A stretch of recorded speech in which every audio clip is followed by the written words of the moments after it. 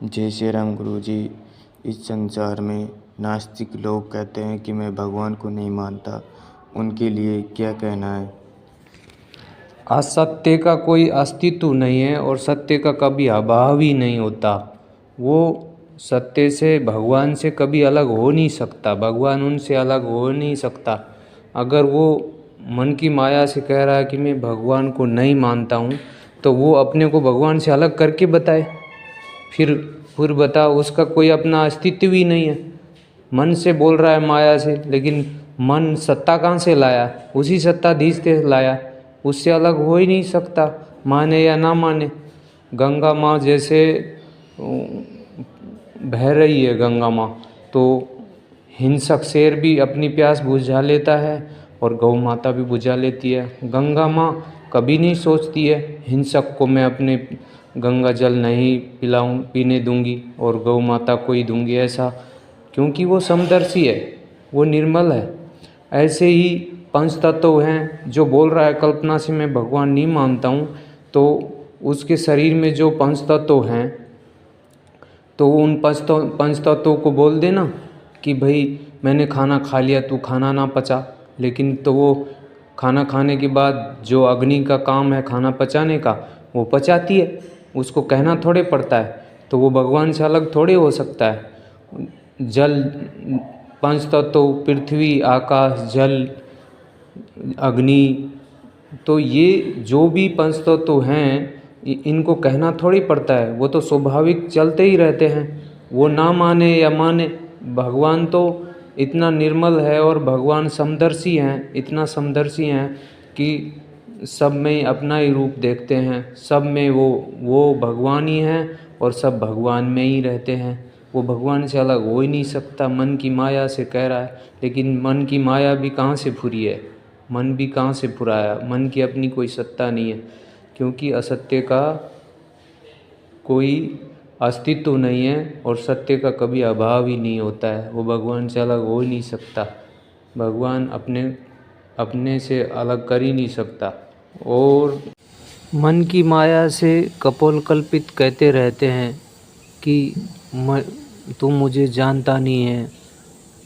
कपोल कल्पित मैं करते रहते हैं। अरे भाई, मैं जानता हूँ तू क्या है। माता पिता की एक बूंद का खिलौना, एक मुट्ठी राख में परिवर्तन हो जाएगा। इससे ज़्यादा तू कुछ नहीं है।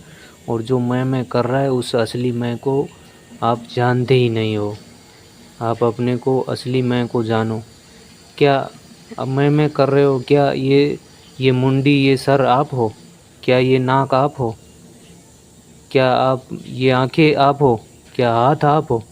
हाथ की अपनी कोई सत्ता नहीं है। सर की अपनी कोई सत्ता नहीं है। आँखों की अपनी सत्ता नहीं है। आँखें देखने की सत्ता कहाँ से लाई? तो था मैं कर रहा है। अपने को जान के बता कि तू है कौन सही।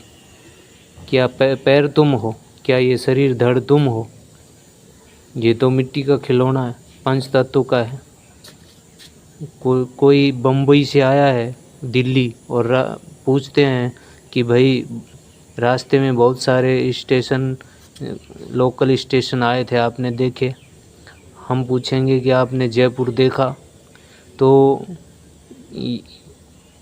या छोटे मोटे स्टेशन आते हैं जहाँ सुपरफास्ट गाड़ी रुकती ही नहीं है। वो सुपरफास्ट गाड़ी में बैठ गया और वो आके बोलेगा कि वो लोकल स्टेशन वहाँ है ही नहीं। लेकिन आप तो सुपरफास्ट में आए, आपने देखा ही नहीं वो, तो आप कैसे बता सकते हैं कि वहाँ लोकल स्टेशन है? आप लोकल गाड़ी में बैठोगे तभी बता सकोगे। लेकिन आप कह रहे हो है ही नहीं, ऐसे तुरंत जजमेंट कैसे ले लेते हो? अरे भाई, रास्ते में तो जयपुर से आगे दौसा आता है, बांदीकुई आती है, बहुत सारे स्टेशन आते हैं लोकल छोटे मोटे। आप लोकल में बैठोगे तभी पता लगेगा।